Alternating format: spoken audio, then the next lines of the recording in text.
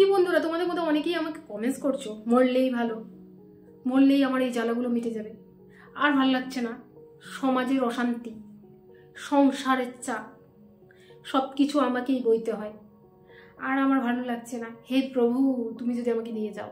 হেই বাস, এইসব কথা বাধ্য। তোমরা এইসব কথা বলে বলে বলে বলে নিজেকে নেগেটিভ করে যাচ্ছ। মরলেই কি শান্তি হবে? মৃত্যুটা কি এত সহজেই আসে? কেন বা নিজের মরণ কামনা করছো? ছেলে খেতে দিচ্ছে না তার জন্য ভাবছো মৃত্যুই ভালো, মেয়ের বিয়ে হচ্ছে না তার জন্য ভাবছো মৃত্যুই ভালো। মৃত্যুই ভালো? এই পৃথিবীতে তুমি জন্মেছ কিছু করে দেখানোর জন্য, লড়ে দেখানোর জন্য, ইতিহাস করার জন্য। এত সহজে মৃত্যুকে আসন্ন করছে?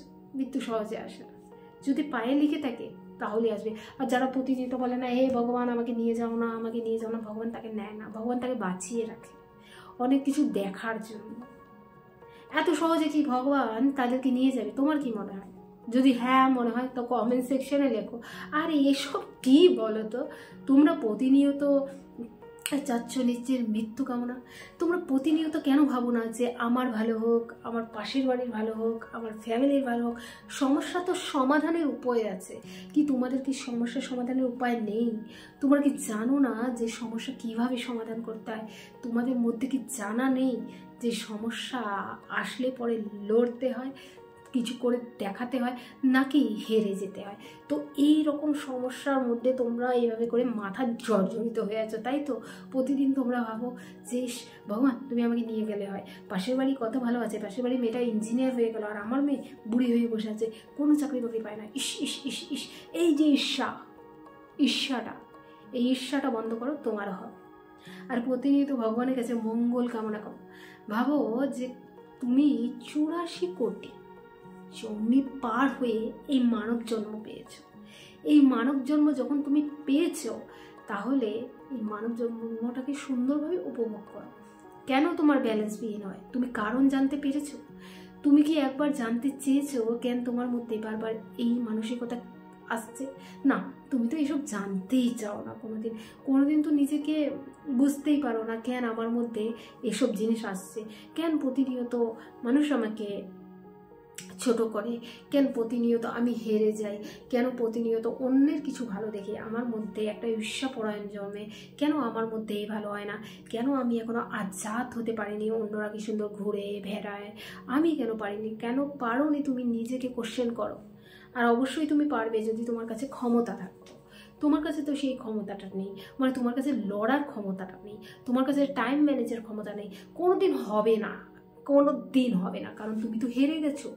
তুমি তো হেরে গেছো, তুমি তো প্রথমেই মৃত্যু কামনা করছো। তুমি বলছো মরলেই ভালো, তুমি বলছো মরলেই যদি ভালো হয়, মানে মরলে তুমি আর কিছু দেখতে পারবে না, রাইট?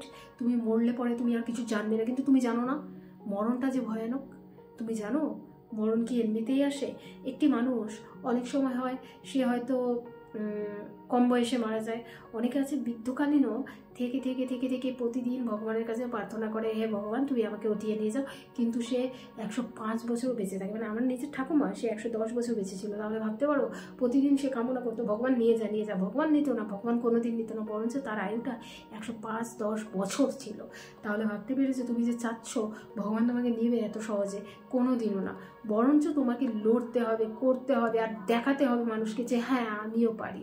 তাই প্রতিনিয়ত তুমি লড়াই করো, প্রতিনিয়ত তুমি করে যাও, প্রতিনিয়ত তুমি ভাবো যে এমন কিছু আমাকে করতে হবে, এমন কিছু আমাকে লড়তে হবে, বরঞ্চ আমাকে হারতে হবে না। কিন্তু যদি তুমি প্রতিনিয়ত ভাবো যে না আমি হেরে গেলাম, আমি হেরে গেলাম, অবশ্যই তুমি হেরে গেলে। তাই তোমাকে কিন্তু সমস্যার সমাধান করতে হবে সব থেকে আগে। তুমি যদি বলো সমস্যার সমাধান আমি কীভাবে করব, তাহলে আজকে এই ভিডিওটি ঠিক তোমাদের জন্য। ভিডিওটি যদি ধৈর্য সহকারে স্কিপ না করে তোমরা দেখো, তাহলে তোমরা অবশ্যই জানতে পারবে তোমাদের মধ্যে যারা এখনও আছে, যারা এইসব জিনিস নিয়ে এখনও নিজেকে ভাবছো যে না মরলেই ভালো, তাহলে তোমরা আজ এই ভিডিওটি সঠিক ভিডিওটি দেখছো। আর তোমরা সঠিক ভিডিওটি দেখছো বলেই তোমরা স্ক্রল ডাউন করছো না। তোমরা স্ক্রল ডাউন করছো না বলেই তোমরা মনোযোগ দিচ্ছ, আর মনোযোগ দিচ্ছ বলেই তোমরা এই ভিডিওটায় আজ এসেছো, কারণ তোমরাও কোথাও না কোথাও এই প্রবলেমে জর্জরিত আছো। আর তোমরা যদি এই প্রবলেমে জর্জরিত থাকো তো অবশ্যই তোমরা সঠিক ভিডিওতে হাত দিয়েছো। তাহলে বন্ধুরা বেশি কথা না বলে আজকে এই ভিডিওটি শুরু করছি। বন্ধুরা, যখনই তোমাদের মধ্যে এই রকম সমস্যা আসবে, যে সমস্যার মধ্যে তুমি দেখছো যে না আমার মধ্যে এই জিনিসটা হচ্ছে না, আমি কোনোভাবে সলিউশন করতে পারছি না, কেন সলিউশন করতে পারছো না? আগে নিজেকে প্রশ্ন করো, একবার নিজেকে প্রশ্ন করো যে কী হচ্ছে, তারা পারছে আমি পারছি না, কেন পারছি না, কারণটা কি, আমার মধ্যে কি প্রবলেম আছে যে আমি পারছি না। দেখবে তুমিও তখন পেরে যাবে যখন তুমি নিজেকে সামঞ্জস্য অ্যাডজাস্টমেন্ট করতে যাবে। জানো কি আমাদের মধ্যে এই প্রবলেমটা কেন হয়? অ্যাডজাস্টমেন্ট প্রবলেম একটা হয়, আমরা অ্যাডজাস্ট করতে জানি না সবসময়। আমরা দেখি, আর এই সমস্যা কোথার থেকে হয়? পারিবারিক থেকে হয়। পারিবারিক মিল নেই, পারিবারিক মার সাথে মেয়ের মিল নেই, মার সাথে ছেলের মিল নেই। কেন হচ্ছে? সেও বুঝতে পারছে না, তুমিও বুঝতে পারছো না, দুজনকে অনেক বোঝালে কিন্তু থট মিলছে না, দুজনের বুদ্ধি মিলছে না, কোনোভাবেই মিলছে না। বারবার নিজেকে চেষ্টা করলে তাও হচ্ছে না, অনেকবার চেষ্টা করলে তাও হচ্ছে না। তখন তুমি ভাবলে এর থেকে দূরবর্তী আমি বজায় রাখি এবং ভগবানের কাছে এই প্রার্থনাটাই করি। কিন্তু তোমার কি মনে হয় ভগবান তোমার এই প্রার্থনাটা শুনবে? যদি মনে হয়ে থাকে হ্যাঁ শুনবে, তাহলে স্কিপ করে বেরিয়ে যাও, কারণ কি তাহলে এই ভিডিওটি তোমাদের জন্য না।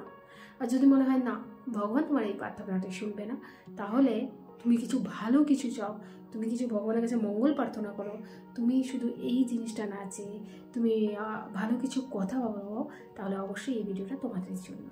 বন্ধুরা, সবসময় পজিটিভ কথা ভাবো, মানে আমার দ্বারা হবে, ঠিক আছে, তার মেয়ে এই জায়গাটা চাকরি পেয়েছে, ঠিক আছে, আমি আমার মেয়েকে বলবো তুইও ভালো পড়াশোনা কর এবং তুইও চেষ্টা কর ওই দিদিটার মতো এগিয়ে যাওয়ার জন্য, দেখবে এগিয়ে যাবে। কিন্তু আমি যদি সেটা না করে সব সময় ব্রেনের মধ্যে তাকে মানে এমন কিছু বলি, সে ফোন নিয়ে, তার পাশের বাড়ি মেয়েটা হয়তো সে সরকারি চাকরি পেয়েছে, তুমি পাওনি, নেই পেতে পারো, সবাই সরকারি চাকর হবে বলে তো কথা নেই, কেউ কেউ তো মালিকও হয়, মানে বিভিন্ন স্কিলেও ডেভেলপমেন্ট হয় না, কেউ হচ্ছে ইউটিউবার হয়, কেউ হচ্ছে কন্টেন্ট ক্রিয়েটার হয়।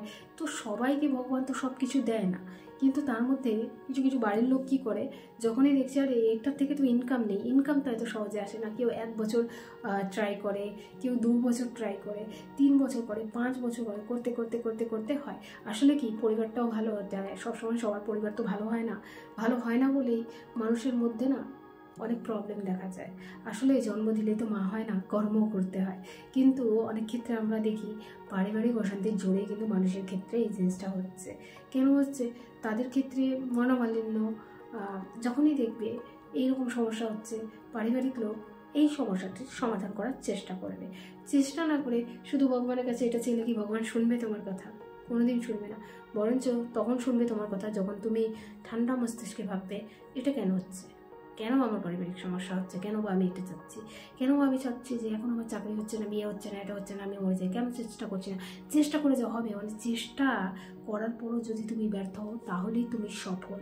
হ্যাঁ, চেষ্টা করার পরও যারা ব্যর্থ হয়েছে তারাই আজ সফল হয়েছে, কিন্তু যারা চেষ্টা না করেই আগেই থেমে গেছে, আগেই হেরে গেছে, আগেই ভগবানকে দোহাই দিচ্ছে হে ভগবান হে ভগবান হে ভগবান, তাহলে তাদের কি কিছু হবে? না, কোনোদিন না। এই ভিডিওটি গুলে খেলেও হবে না যতক্ষণ পর্যন্ত তুমি নিজেকে চেঞ্জ করতে পারবে না। তোমাকে চেঞ্জ করার জন্য আমি কিছু রুলস বলছি, এই রুলসগুলো যদি তুমি আজ থেকে এখন থেকে ফলো করো অবশ্যই তুমি চেঞ্জ হবে। প্রথম কথা হচ্ছে তুমি আগে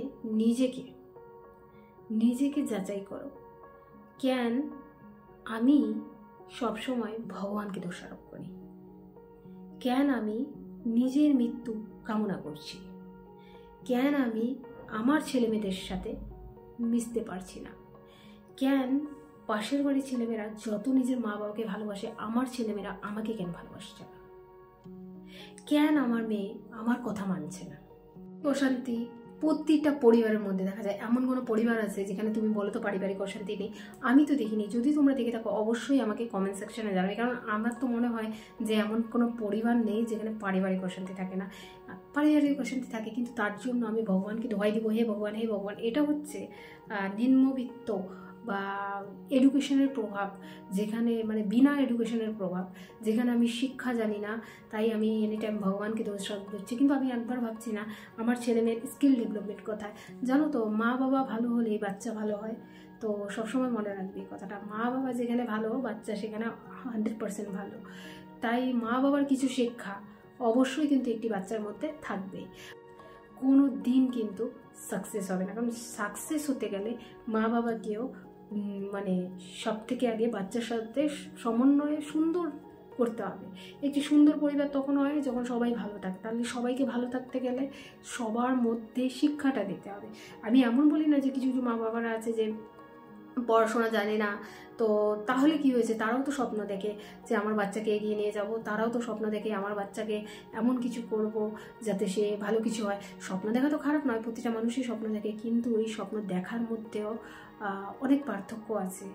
কিন্তু সবাই তো স্বপ্ন দেখে, স্বপ্ন দেখলেই যে স্বপ্ন সাকসেস হবে এমন কোনো ব্যাপার নেই, কিন্তু মা বাবাকে স্বপ্ন দেখা উচিত আমি মনে করি।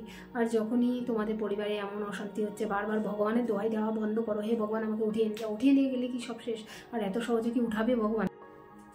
তাহলে বন্ধুরা, যখনই মনে হবে সব শেষ, আজ থেকেই শুরু। আর যখনই মনে হবে যে হে ভগবান তুমি আমাকে উঠিয়ে নিয়ে যাও, আজ আর কিছু হবে না, পারিবারিক সমস্যা, ছেলে ভাত দিচ্ছে না, মেয়ের কিছু হচ্ছে না, মেয়ে বুড়ো হয়ে গেল, সমাজ বলছে এই বুড়ি মেয়েকে নিয়ে কী করবি, তো ভগবানকে বলছো, ভগবানকে বললে হবে? ঠিক সঠিক সময়ে মেয়ের জন্য সম্বন্ধ খুঁজতে হবে। আর বয়স কোনো ম্যাটার করে না, এজ অনলি নাম্বার। তোমরা পারিবারিক সকলে মিলে মেয়েটিকে বোঝাও আর বিয়ে দেওয়ার জন্য পাত্র খুঁজে অবশ্যই হবে। কিন্তু তোমরা যদি বলে হে ভগবান নিয়ে যাও, তাহলে অবশ্যই তোমাদের পরিবারের মধ্যে ঘাটতি রয়েছে, সেটা কিন্তু ঠিক হবে না। তাই যারা এমনও আছো যারা প্রতিনিয়ত ভগবান ভগবান ভগবান করছো, নিয়ে যাও নিয়ে যাও নিয়ে যাও, না, তুমি জন্মেছো এত সহজে তো নেবে না, তোমাকে রেখেছে ভোগ করার জন্য। তাই সবসময় ভাবো যে যে জিনিসের প্রবলেম হচ্ছে, ঘরের জিনিস ঘরেই মিলে নাও আর সুন্দর একটা পরিবেশ তৈরি করো।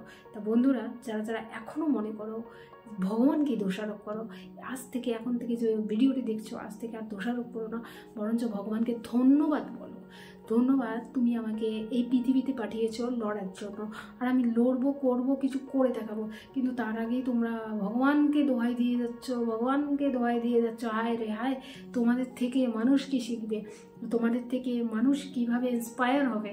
কিন্তু আমি চাই তোমাদের থেকে মানুষ ইন্সপায়ার হোক, সেই জন্য আমি প্রতিনিয়ত মোটিভেট ভিডিও তোমাদের জন্য তৈরি করি, যাতে মানুষ তোমাদেরকে দেখে ইন্সপায়ার হোক, যাতে মানুষ তোমাদের থেকে মোটিভেটেড। কিন্তু তোমরা যদি প্রতিনিয়ত ঘরের ঝগড়া, বাইরের অশান্তিকে ভগবান ভগবান ভগবান বলো, আর বলো যে হে ভগবান কেন তুমি এই দিন দেখাচ্ছ আমাকে, কী এমন দিন দেখিয়েছে, কী এমন দিন দেখিয়েছে? ধরো তোমার বাড়ির কোনো ছেলে দুর্ঘটনা হলো এবং সে কম বয়সে প্রাণ হারালো, তুমি বলছো হে ভগবান এই দিন দেখানোর জন্য, শোনো এটা তোমার ভাগ্যে ছিল, বিধাতা জন্ম মৃত্যু বিয়ে লিখে দেয়, তার জন্য তুমি ভগবানকে দোষ দিও না। তোমার বাচ্চা জন্ম হলো, কোনো একটা কারণে সে বাচ্চা মারা গেল, তুমি ভগবানকে ছুঁয়ে ফেলে দিচ্ছ, এসব করো না। এটা করলে তুমি কিন্তু নিজেকে আরও ছোট করে ফেলছো। সবসময় ভগবানকে দোষ দেবে না, সবসময় নিজের মধ্যে যাচাই করো, কেন এটা হচ্ছে, কী কারণে এটা হচ্ছে, কী করলে সব ঠিক হবে, কী করলে আমি নিজেকে ভালো রাখতে পারবো আর পরিবেশকে ভালো রাখতে পারবো।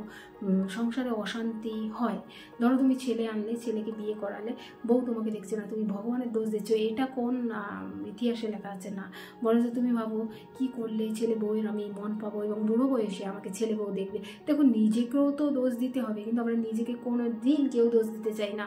আমরা সবসময় নিজেকে এমন ভাব দেখাতে চাই যে আমরাই মহান, তাই না?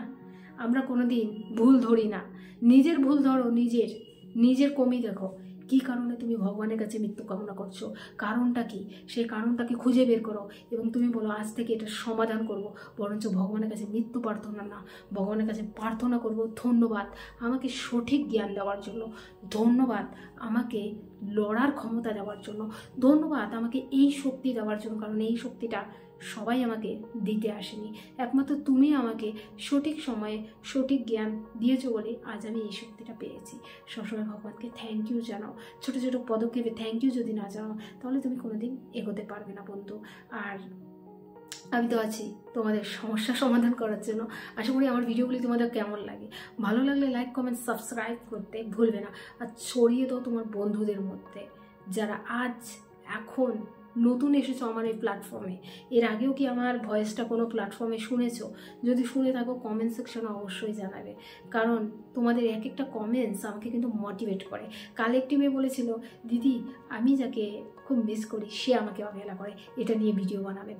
তার এই কমেন্টসটা দেখে আমি খুব আনন্দিত হয়েছিলাম, কারণ তার এই কমেন্টসটায় আমাকে মানে এটার উপর একটা স্ক্রিপ্ট বানানোর জন্য শক্তি দিল।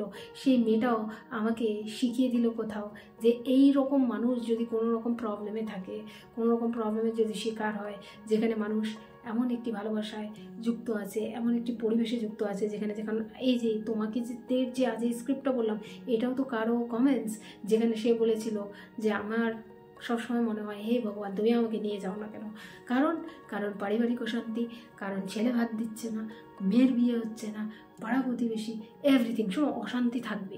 জন্মেছো যখন লড়াই করার জন্য, এত সহজে হার মেনে দিলে হবে? নিশ্চয়ই না। যুদ্ধ করতে এসেছো বস, যুদ্ধ করে যাও, জিত তোমার হবে। সলিউশন খোঁজো, সলিউশন। আজ থেকে এখন থেকে আর মৃত্যু কামনা নয়, বরঞ্চ সলিউশন খুঁজবে। বন্ধুরা, আশা করি আজ এই ভিডিওটি তোমাদের চোখ খুলে দিয়েছে। চোখ খুলে দিলে অবশ্যই লাইক করবে আর নোটিফিকেশন বেল অন করতে ভুলবে না। ধন্যবাদ, থ্যাঙ্কস ফর ওয়াচিং।